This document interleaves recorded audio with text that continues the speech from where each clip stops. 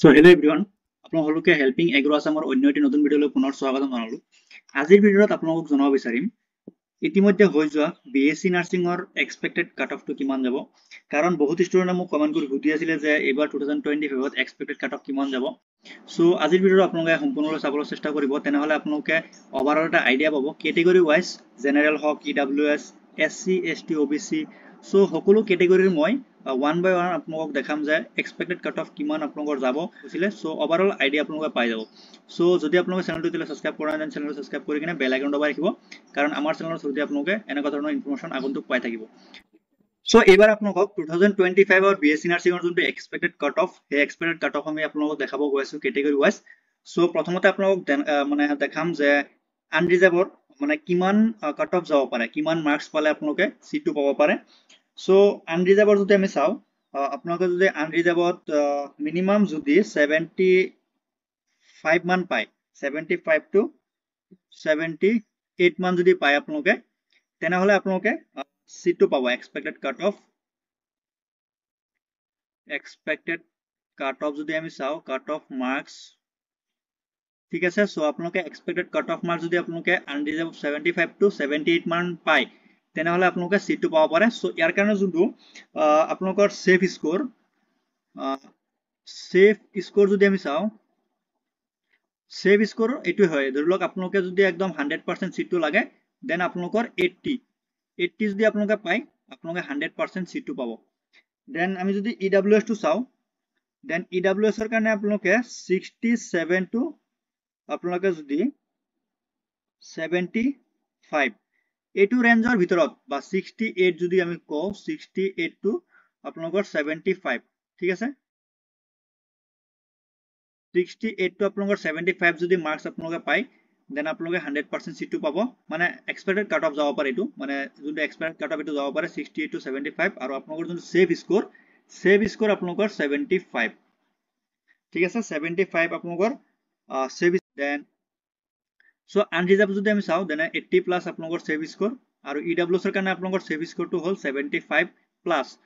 Then next আমি যদি চাও ওবিসি, সো ওবিসিৰ কাৰণে আপোনালোকৰ যদি এক্সপেক্টেড কাট অফ যাব পাৰে, তেনেহলে আমি চাম 60 টু 70 ওবিসিৰ, বা 70 অলপ বেছি হয়, 70 মান নাযায়। আপোনালোকৰ যদি ওবিসিৰ চাও আমি 60 টু 66 আপোনালোকৰ ওবিসিৰ কাট অফ যাব পাৰে। সো তাৰ কাৰণে যোনটো সেভ স্কোৰ আপোনালোকে 68 প্লাস যদি আপোনালোকে পায়, ওবিসিৰ কাৰণে আপোনালোকে ইজিলি কোনোবা এটা কলেজ পাই যাব, ঠিক আছে। এইটো আছিল আপোনালোকৰ ওবিসিৰ কাৰণে।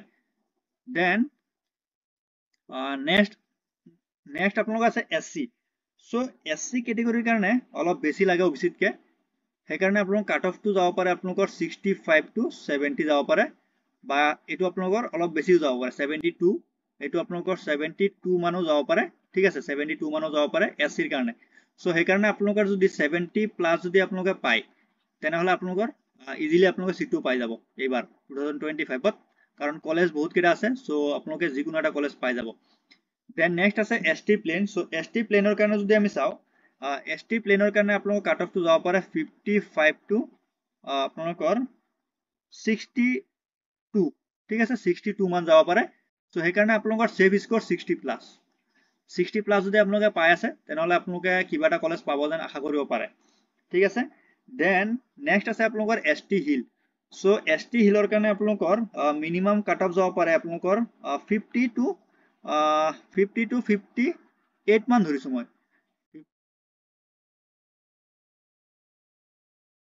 50 টু 58, ঠিক আছে।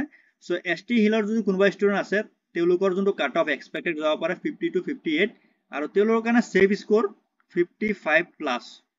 যদি 55 প্লাস কোনোবা পাই আছে, তেনেহলে আপোনালোকে কোনোবা এটা সিট মানে কোনোবা এটা কলেজত এডমিশনটো পাব যেন আশা কৰিব পাৰে।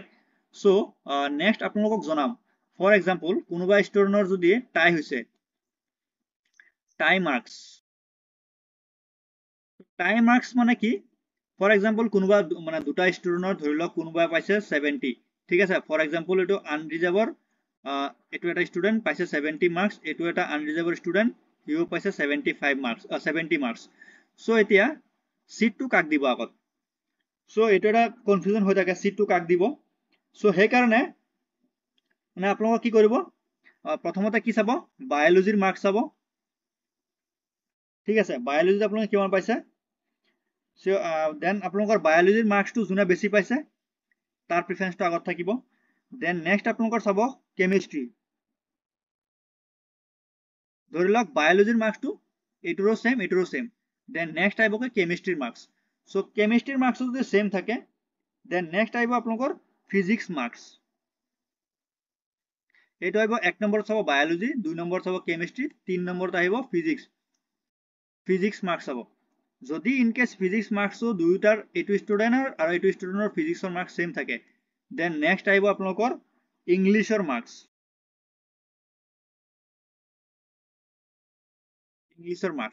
ঠিক আছে সো এনেকা ধৰণৰ মানে কোনোবা না কোনোবা এটা সাবজেক্টত এজনৰ ইফাল ইফাল হ'ব পাৰে সো এনেকে আপোনালোকৰ যোনটো ৰেংক হেতু ৰাখিব ফাৰ্ষ্ট সেকেন্ড সো তেনেকা ধৰণৰ আপোনালোকৰ মানে আপোনালোকে সিটটো পাব পাৰে সো আই থিংক আপোনালোকৰ এটা আইডিয়া পাইছে যে কোনে কিমান মাৰ্কছ পালে মানে সিটটো পাব না নাই আৰু এক্সপেক্টেড কাট অফ সো ইয়াৰ ৰিলেটেড কিবা যদি আপোনালোকে জানিব বিচাৰে তেনেহলে আমাক মানে কন্টাক্ট কৰিব পাৰে আপোনালোকক এটা আইডিয়া দিব পাৰিম সো আজিৰ ভিডিওটো ইমানখিনি আছিলে যদি ভিডিওটো আপোনালোকৰ কাৰণে হেল্পফুল হয় দেন আপোনালোকে ভিডিওটো লাইক কমেন্ট কৰি যিমান পাৰে চেনেলটো সাবস্ক্ৰাইব কৰি পেলাই বেল আইকন দবাই ৰাখিব